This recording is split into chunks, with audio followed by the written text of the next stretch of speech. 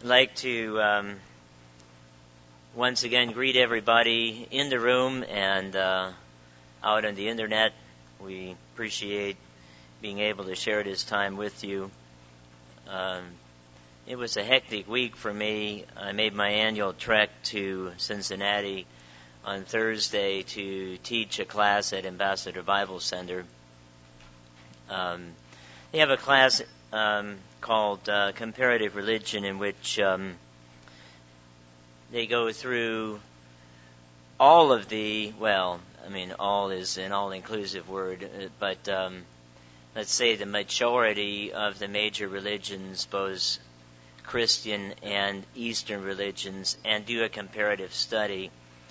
And there is a segment in that on Amish Mennonite history.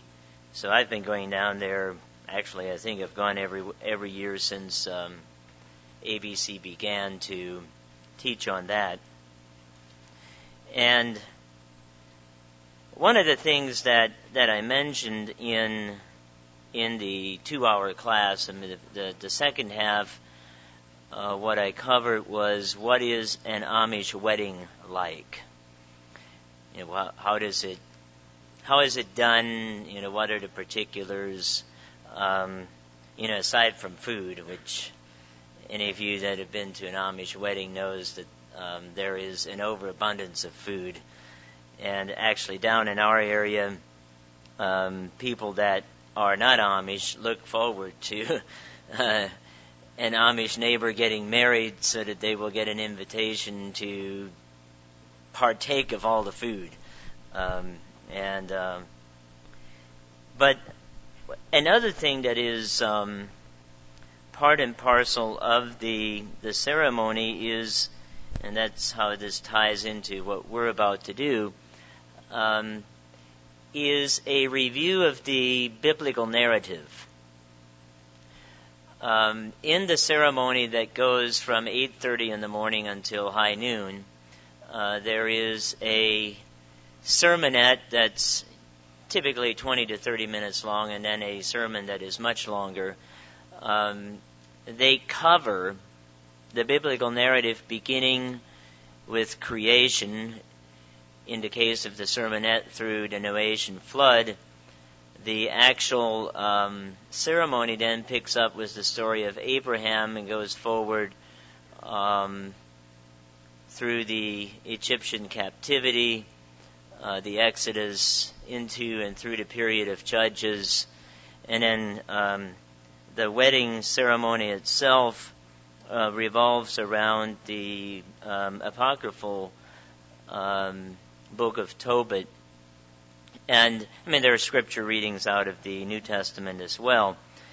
And it reminded me that because of that, and because I had numerous aunts and uncles, and my earliest memory of an Amish wedding was when my one uncle got married, and I must have been 2 or 3 years old.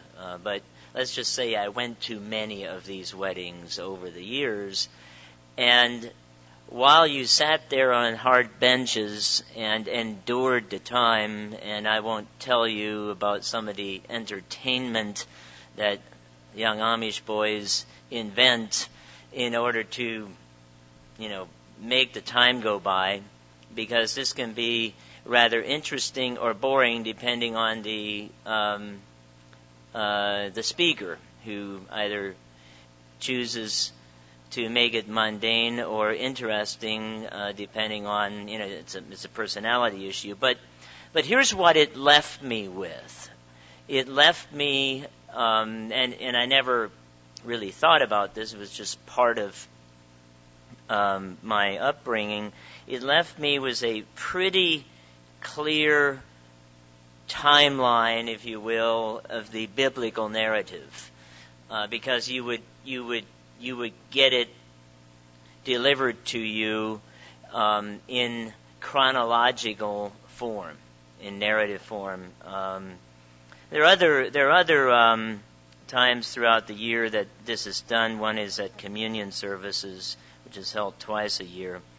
But bringing that back to what we've been doing and going through what we called at Ambassador the thread of the Bible, or as I have titled this series of studies, God's Timeline of History, I think it is important for us to have a good understanding of the biblical narrative, as it does some important things here. I'm going to turn off my phone so we don't have a surprise. Okay. Sorry about that. It does something, I think, important for us. I never had any doubt in my mind, having heard it so many times, that Adam and Eve were real. That Noah actually built a boat. That Abraham left his fatherland and went into this land of Canaan and had sheep and goats and herds and gold and silver and so on and so forth. Where in our modern culture today, I think we have been taught to look at those things skeptically. So as we go through, we are down. We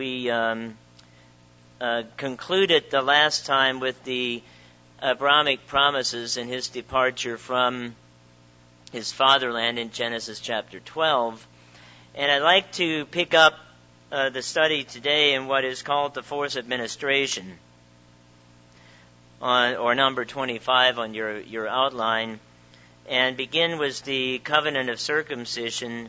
And I'm taking a little bit more time, and hopefully it'll be interesting and not boring. And and Freeman can maybe give you some insight on the entertainment portion. I won't waste any of my time from the pulpit. Freeman, I'm sure, never participated, but was, I'm sure, a observer of such things, and his memory should be keen enough to still give you some of the details. So let's go over to Genesis chapter 17. But as we do this, I think it's important to understand that these were real people. I mean, not only did they exist, which, again, our culture takes pains to deny, and yet the archaeological record continues to penetrate further. We're going to Genesis chapter 17. You kind of know the direction of where we're going. Not only were they real people that actually existed, not just, some imaginary story that somebody made up. I mean, when you think about that, does that make any sense? People made up these stories. Why? For what purpose? You made up the story of Abraham, and he never existed. I mean, it was just some invention. I mean, it tells you something, I think, insightful about the individuals that work from that premise. Fundamentally, people think other people think the way they think. I mean, have you ever noticed that? You think other people think the way you think, and then if you take the time to ask, you are surprised that they don't. I mean, but an individual that comes up with this premise, and it's not just an individual, I mean, it is pervasive thought, that these stories were made up. What does that tell you based on the premise of what I just thought? They make up stories about the past. You call it evolution, okay? Why would you make up a story like that? Why make up a story about an old guy that left his fatherland and couldn't have kids, and it really makes no sense. I mean, obviously, stories, I think, in fairness, stories change down through time and they are embellished. I'm not suggesting that that's the case with the Bible, but, as in my case, as we retell the stories of our recollections of, generations past, I'm sure that there are certain inaccuracies that come up simply because, how a person remembered something may be a little bit different from what in actuality it was. But, in general, the generational story of my family history, for example, I think in general it's accurate. What's different about the Bible, in my view, is that it is, if you look at the detail, and we will take a look at some of these things. Number 26 was the covenant of promise. Notice in chapter 17, and I'll read excerpts of this. When Abram was 99 years old. Have you ever noticed the precision with which the Bible records and documents this? Why bother telling us how old this old guy was at this particular event? I can tell you why. Because God inspired it to be recorded so that in the future it has more credibility. 99 years old, Abraham, the Lord appeared to Abram and said, I am Almighty God, walk before me and be blameless, and I will make my covenant between me and you, and will multiply you exceedingly. Then Abram fell on his face, and God talked with him, saying, As for me, behold, my covenant is with you, and you shall be a father of many nations. No longer shall your name be Abram, but your name shall be Abraham, for I have made you a father of many nations. And of course, he had no child. This was a contradiction in itself. When you think about it, he had no child through Sarah. Notice all this is leading up to the covenant of circumcision, but notice all of these things that are included in this promise. I will make you exceedingly fruitful. I will make nations of you, and kings shall come from you. I will establish my covenant between me and you and your descendants after you in their generations for an everlasting covenant to be God to you and your descendants after you.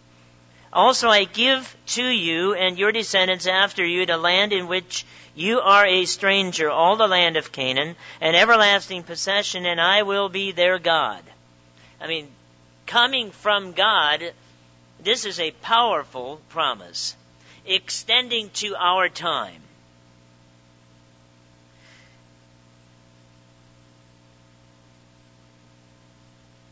And I will give you and your descendants after you the land in which you are a stranger, all the land of Canaan, as an everlasting possession. I will be their God. And God said to Abraham, As for you, you shall keep my covenant, and your descendants after you throughout their generations. This is my covenant, which you shall keep between me and you and your descendants after you. Every male child among you shall be circumcised, and you shall be circumcised in the flesh of your foreskins, and it shall be a sign of the covenant between me and you. And he who is 8 days old among you shall be circumcised, every male child in your generations. He who is born in your house or bought with money from a stranger who is not your descendant, he who is born in your house and he who is brought with you, your money, must be circumcised. My covenant shall be with you in your flesh for an everlasting covenant. And then, of course, in verse 15, we have the fact that, Sarah had not had any children. You see, dropping down to verse 23. This is characteristic of Abraham. So God asks him to do a, shall we say, painful thing. And there's no argumentation, there's no big discussion, why, wherefore, and how, and, why do you make me do this? Verse 23, so Abraham took Ishmael and his son, all who were born in his house, and all who were bought with his money, every male among the men of Abraham's house, and circumcised the flesh of their foreskins that very same day, as God had said to him. And Abraham was 99 years old when he was circumcised in the flesh of his foreskin, and Ishmael his son was 13 years old when he was circumcised in the flesh of his foreskin. That very same day Abraham was circumcised, and his son Ishmael, and all the men of his house. Notice the repetition here. It was the very same day he acted. No discussion. It's also interesting that Ishmael was circumcised at age 13, which later on became kind of the age of adulthood. Teenagers are a modern invention. Sorry, teens. You didn't exist as a class until about, I don't know, the 60s or something is when we invented teenagers. Before then, they were considered adults at that young age. And again, I think that is indicative of our time. Now, it's not my purpose, we're supposed to kind of move through this.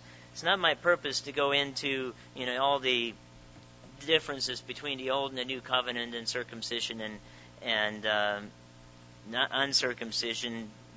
That's a discussion for the New Testament. But this was a hallmark event in God's timeline of history. Flesh was cut, blood was let to seal a covenant, which is always the case in the Bible. When a covenant is established, flesh is cut. And in doing so, all of these promises that, again, extend to our time were sealed. Let's go to the next one. Isaac, the son of promise, over in Genesis chapter 21. Genesis chapter 21.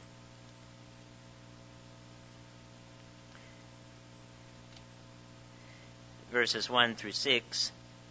And, just as an aside, I remember, in our wedding, the bishop in his sermon preceding the ceremony would extemporaneously recite all of these events. They had to memorize it because they would not use a Bible, which is a bit of a challenge. And of course, the bishop that married Susan and I was known for his embellishments to the story to make it interesting. He recounted one time in the story of Rebecca coming to meet Isaac, and she had been on this camel, and the embellishment was that, and I can just see her sliding down the back of the camel and run to the tent. And so anyway, then later I read in the Bible and found out that it didn't quite happen that way, almost, but it kind of enhanced the story. So anyway, I guess I didn't have to tell you that. Genesis chapter 21. Let's see here. Yeah, Genesis chapter 21 and verse 1. And the Lord visited Sarah as he had said, and the Lord did for Sarah as he had spoken. For Sarah conceived and bore Abraham a son in his old age at the set time of which God had spoken to him. And Abraham called his son, who was born to him, whom Sarah bore to him, Isaac. Then Abraham circumcised his son, Isaac, when he was 8 days old, as God had commanded him. Notice the narrative. I mean, this, again, is a very significant event on God's timeline of history. I mean, if Isaac had not been born, it would be a very different world. But there is an embedded argument in here. The Lord visited Sarah as he had said. Sarah conceived and bore Abraham a son in his old age at the set time of which God had spoken to him. So what is embedded into this story is a message about the reliability of God.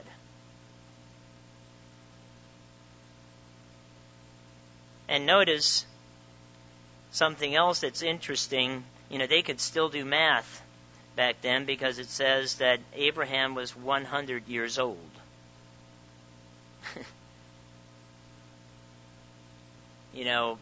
There are all kinds of arguments out there when you begin reading the arguments that are made to try to discredit the notion that Abraham was an actual person, and Isaac and Jacob.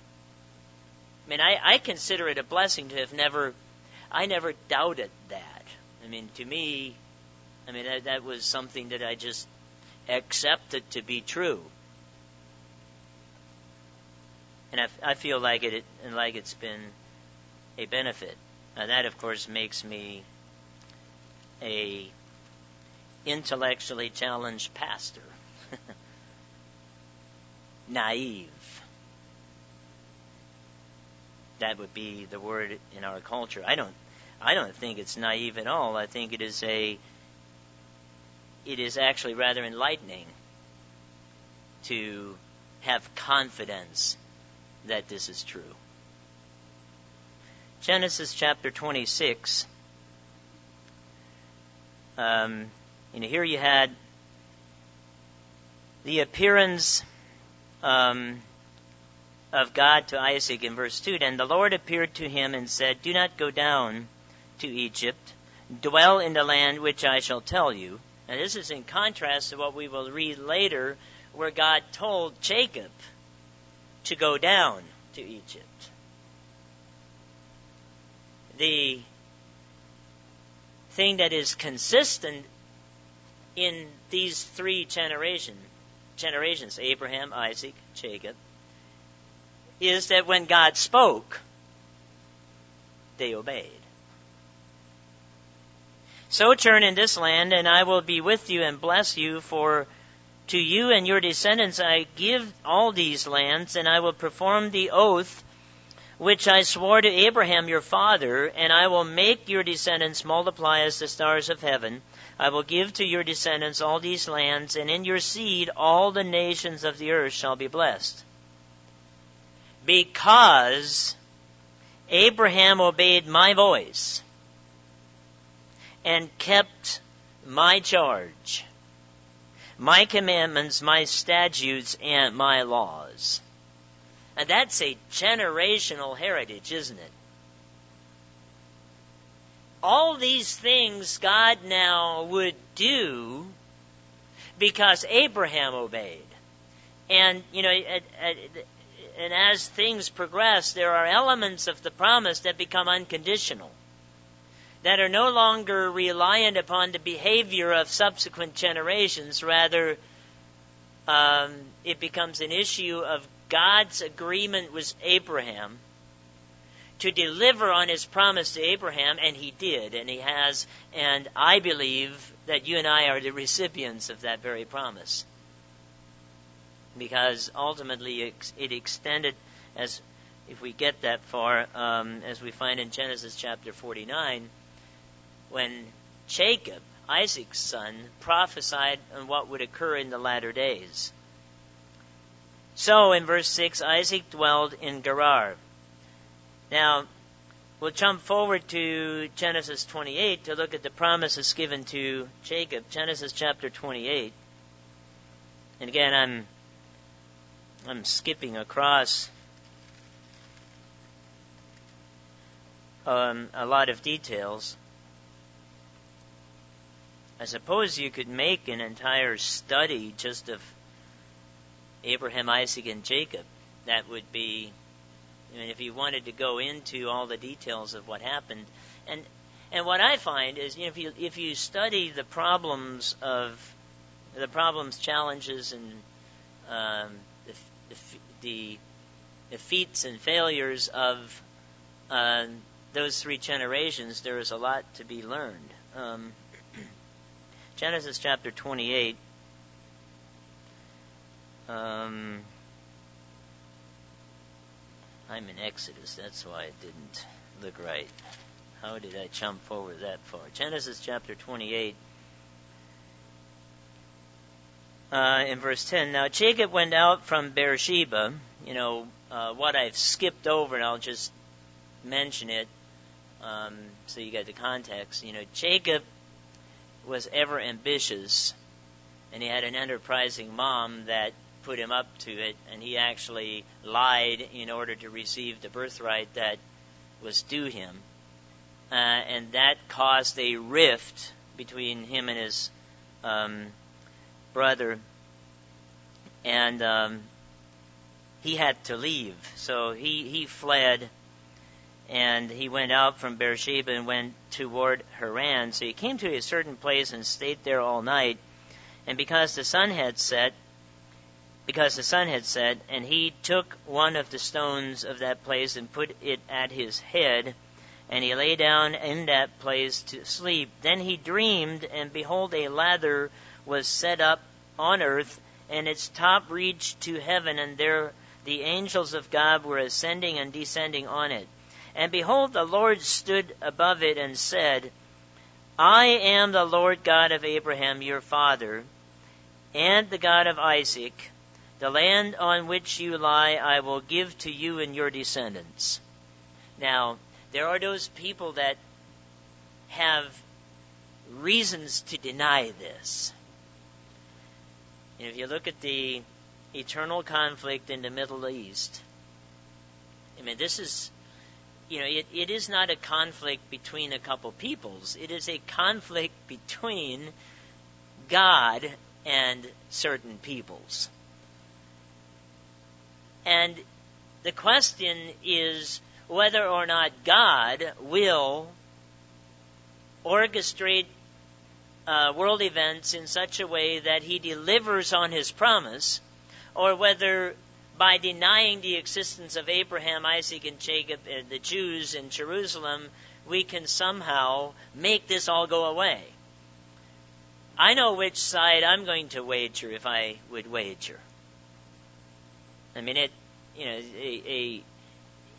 is so easy for God to inspire a certain political individual, one way or the other, to do something, or cause a certain set of circumstances to come about to then deliver on his promise. It's not even a question. He said the message is consistent here. He said to Abraham, he told Isaac, and he repeated it to Jacob, "At this land I will give to your descendants." And it became unconditional. Also, your descendants shall be as the dust of the earth, and you shall spread abroad to the west and the east, to the north and the south, and in you and in your seed all the families of the earth shall be blessed. There's a race component to that, and there's a grace component to those blessings. Obviously, Jesus Christ, and this is generally accepted, Jesus Christ was of the seed of Abraham, and there is the blessing of grace that comes from that. But there's the physical, generational component of this that is related to race, which says that these descendants that now, notice it's different. I don't know if you count the granules of dust, or if you look to the sky to see the stars in heaven. I don't know if anybody's ever tried to quantify that, but it's a lot. It says that your descendants shall be as the dust of the earth. And these descendants would be a blessing. And if you look at the Western European democracies and the Scandinavian countries and the United States in particular, and Canada and Australia, you can search the historical record of man, and you will not find any other example in history where a group of people, when you think about it, we're 300 million people, and if you look at the population of England and Scandinavia, United States, Canada, and Australia, what we would identify as Israelite countries. So, I don't know the number. Maybe it is 600 million. It is, which that ironically would be a tithe and again, don't quote me on that number. I know the population of the U.S. I just don't know what the rest are. But if you look at the impact that we have had in the latter days on the entirety of the world, what God was telling us here, or telling Isaac here, or Jacob rather, has come true. I mean, we have been, for all our faults, and they are many, an unparalleled blessing. I mean, if you look at what United States and England did in the past century in the two world wars, twice conquering the madmen, should we say, of Europe, and then just turning it back over to the people. I mean, that is not the way normal conquest works. You know, if you witness what has been going on in the Ukraine over the past number of weeks, generally speaking, you know, when you conquer a land, you occupy and you pillage. And of course, Russia was notorious for that in the East. I mean, having lived in Germany, you know, right around the time after the wall came down, and personally witnessing the disparity between Eastern and Western Germany, I mean, it was stark. You know, when I visited East Germany, even in the 90s, and you looked at what the architecture looked like and what people had, it was reminiscent of what I remember in my very early age in the Amish community, you know, when people were still cooking on top of wood-fired stoves and stuff. I mean, that was still, after World War II, nothing really changed. They just took from it. So, you know, God has a way of making those things come to pass. Behold, I am with you and will keep you wherever you go, and will bring you back to this land, for I will not leave you until I have done what I have spoken to you. This doesn't sound like a story somebody would make up, does it? This sounds much more like a very real person being spoken to by a very real God. Jacob woke up from his sleep and said, "Surely the Lord is in this place, and I did not know it." And he was afraid and said, "How awesome is this place! This is none other than the house of God, and this is the gate of heaven." Then Jacob rose early in the morning, took the stone that he had put at his head, and set it up as a pillar, and poured oil on top of it, and called the name of the place Bethel. And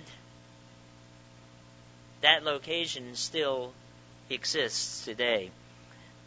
We had a quick dinner with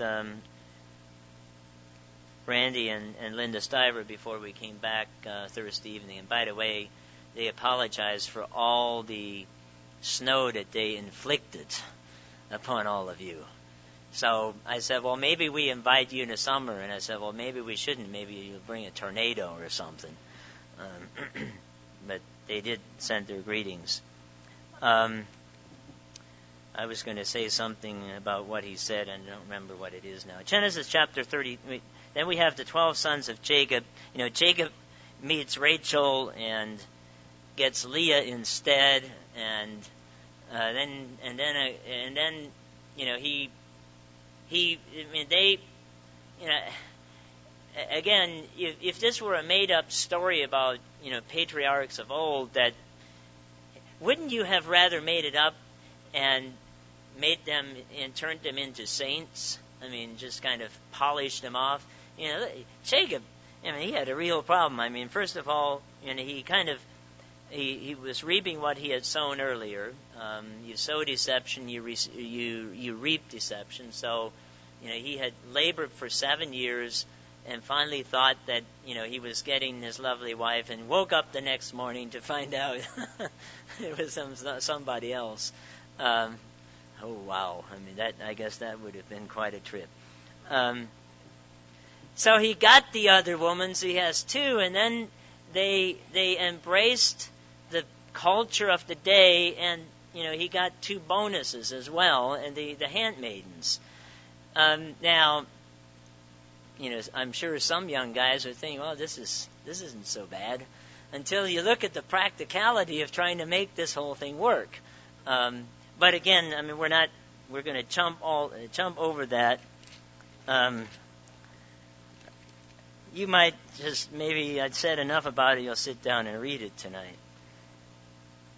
Genesis chapter 32, verses 22. Here we have the story of Jacob's name changing. You notice, now with Isaac that was not the case, but with Abraham, he started out Abram and then became Abraham, and here you have Jacob becoming Israel. But notice the events, verse 22. And he arose that night and took his 2 wives and his 2 maidservants and his 11 sons and crossed over the ford at Jabbok. Twice when I was in Israel, we went to that location. But just think of the the logistics and the complications. 2 wives and 2 handmaidens and 11 sons. This was quite a project. And he took them and sent them over the brook and sent them over what he had had. Then Jacob was left alone. And a man wrestled with him until the breaking of the day. So he had sent them across, and he stayed, and he had this wrestling match. Now when he saw that he did not prevail against him, he touched the socket of his hip, and the socket of Jacob's hip was out of joint as he wrestled with him. And he said, "Let me go, for the day breaks." But he said, "I will not let you go unless you bless me." So he said to him, "What is your name?" And he said, "Jacob." And he said, "Your name shall no longer be called Jacob, but Israel, for you have struggled with God and with men and have prevailed." You see, he was struggling with the one who would later become Jesus Christ. The narrative here, when you look at it, is about very real people and a very real God who literally was in contact with them. That's why when you philosophize or spiritualize or etherealize, whatever word you might want to use, the words of the Bible, it loses its impact and effectiveness. Here, Jacob literally struggled with God, and it resulted in a big change. His name would now be Israel. Then Jacob asked him, saying, "Tell me your name, I pray." And he said, "What is that to you? Ask about my name." And he blessed him there, and Jacob named the place Peniel, for I have seen God face to face, and my life is preserved. Just as he crossed over Penuel, the sun rose on him, and he limped on his hip. Therefore to this day the children of Israel do not eat the muscle that shrank, which is on the hip socket, because he touched the socket of Jacob's hip in the muscle that shrank, and he limped for the rest of his life. His name changed. Jacob became Israel, and that became the name of the nation that he fathered. And the descendants, that would be many, and of course, this time he had 11 sons, later there would be more, or 2 more. Now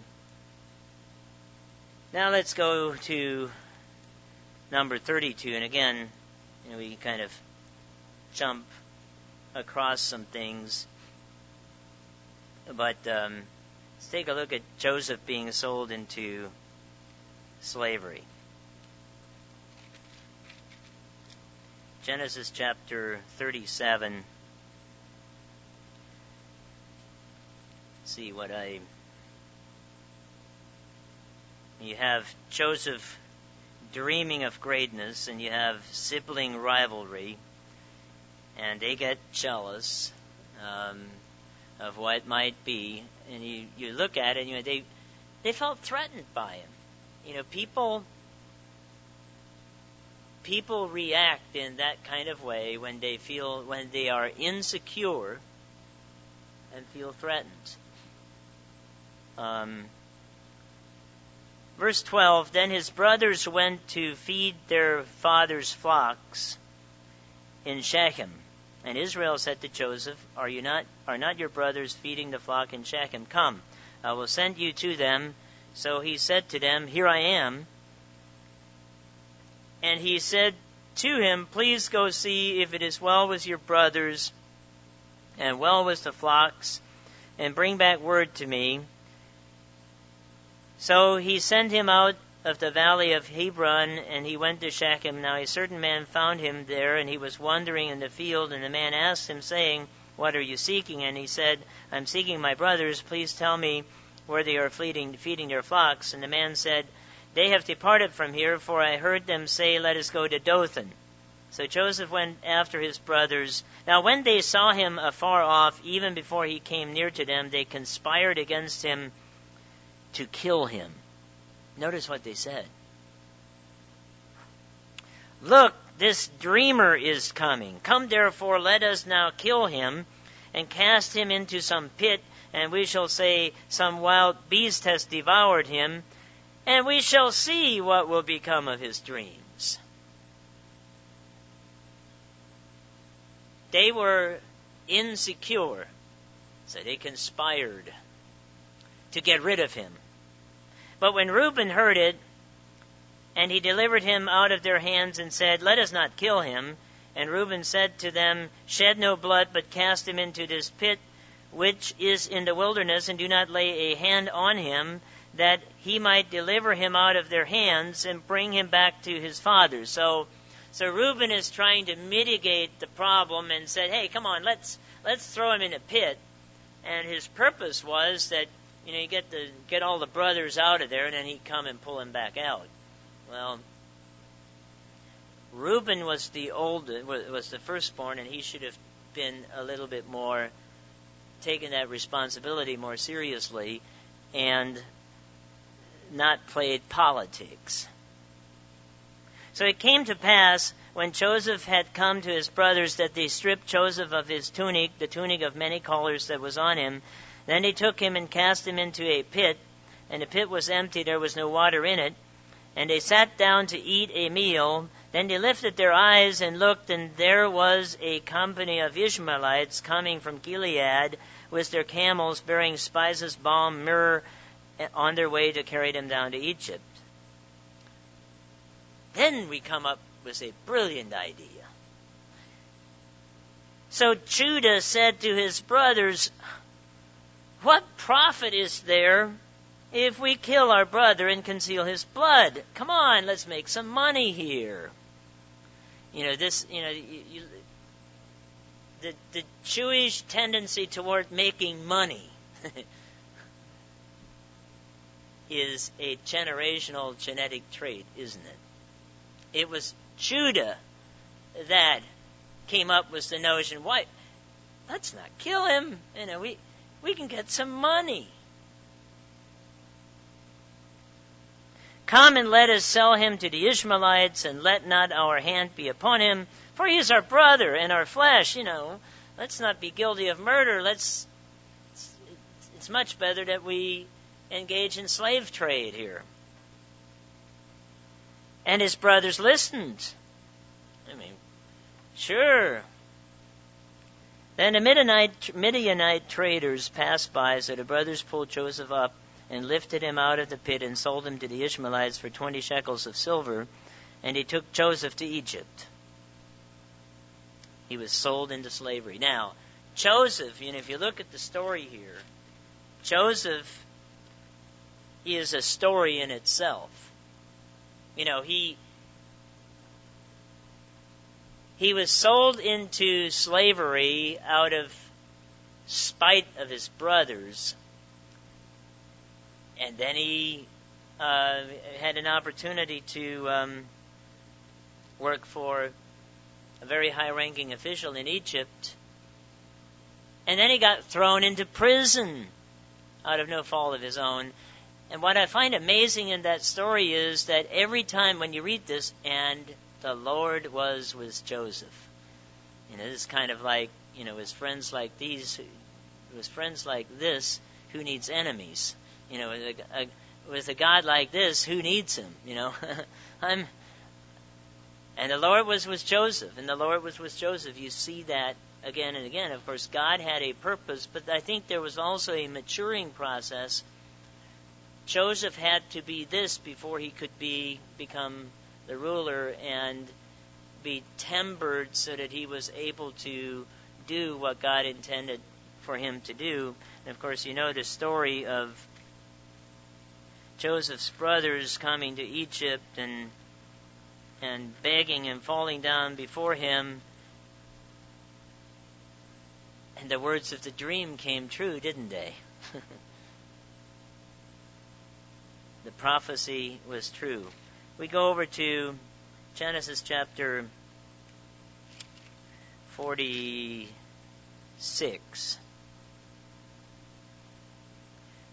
Point number, this is Israel in Egypt, number 33. This is after they all came back to Canaan and told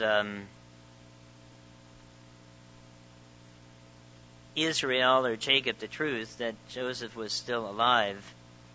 In verse 28 we notice, I will go and see him before I die. So Israel took his journey with all that he had and came to Beersheba and offered sacrifices to the God of his father Isaac. Then God spoke to Israel in the visions of the night and said, Jacob, Jacob. And he said, Here I am. And he said, I am the God of your father. Do not fear to go down to Egypt, for I will make you a great nation there. I will go down with you to Egypt, and I will also surely bring you up again, and Joseph will put his hand on your eyes. Then Jacob arose from Beersheba, and the sons of Israel carried their father Jacob, their little ones, and their wives in the carts which Pharaoh had sent to carry them. And he took their livestock and their goods, which they had acquired in the land of Canaan, and went to Egypt, Jacob and all his descendants with him. This was quite a journey, and quite a story of fate. Precisely what they had tried to prevent from happening occurred. And the lesson is, we can't go against the will of God, because, we just get crushed. That's why we need to pray, thy will be done. Now we jump over to Genesis chapter 49. After Jacob had been in Egypt, he was on his deathbed and pronounced a blessing in the form of a prophecy to his sons. And notice how it is prefaced here. In verse 1, and Jacob called his sons and said, Gather together, that I may tell you what shall befall you in the last days.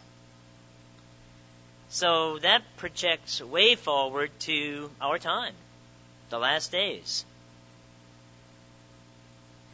You have here, Reuben, you are my firstborn, my might and the beginning of my strength, the excellency of dignity and the excellency of power, but unstable as water you shall not excel. It doesn't sound like a blessing. I want to go down to and take a look at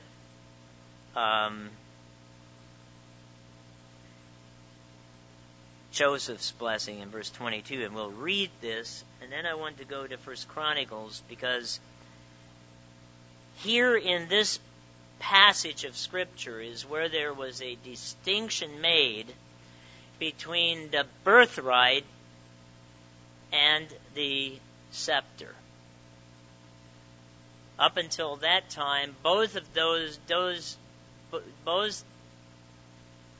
two components of a blessing resided in one person, meaning Jacob. But now we go down to Joseph. Joseph is a fruitful bough by a well. His branches run over the wall. The archers have bitterly grieved him, shot at him, and hated him. But his bow remained in strength, and the arms of his hands were made strong by the hand of the mighty God of Jacob. For there is the shepherd, the stone of Israel, by the God of your father who will help you, and by the Almighty who will bless you with blessings of heaven above, blessings of the deep that lies beneath, blessings of the breasts of the womb, blessings of your father, have excelled the blessings of my ancestors up to the utmost bound of the everlasting hills. They shall be on the head of Joseph, and on the crown of the head of him who was separate from his brothers, referring to back to when he was separate in Egypt. So that is the blessing that was confirmed upon Joseph. But if you look in Genesis chapter 48, he actually blessed in verse 14, Israel stretched out his right hand and laid it on Ephraim's head, who was the younger, and his left hand on Manasseh, guiding his hand knowingly, for Manasseh was the firstborn.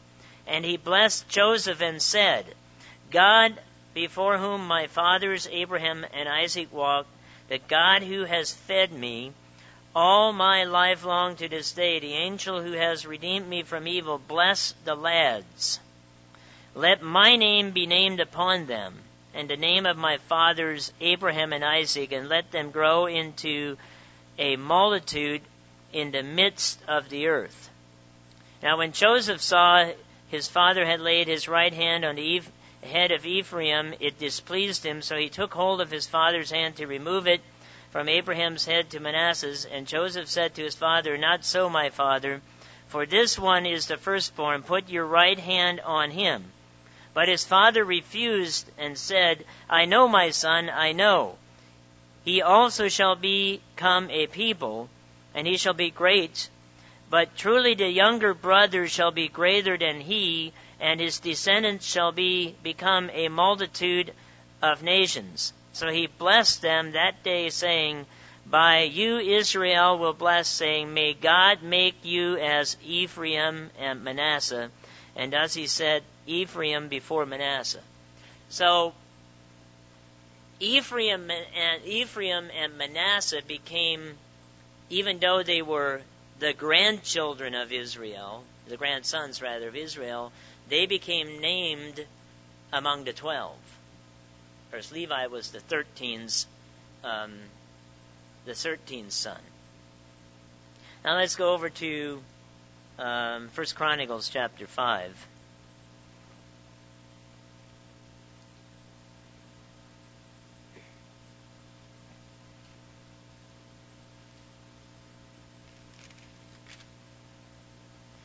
First Chronicles chapter 5.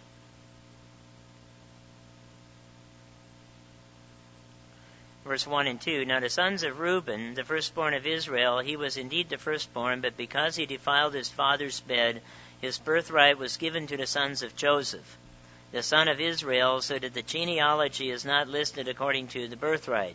Yet Joseph prevailed over his brothers, and from him came a ruler, although the birthright was Joseph's.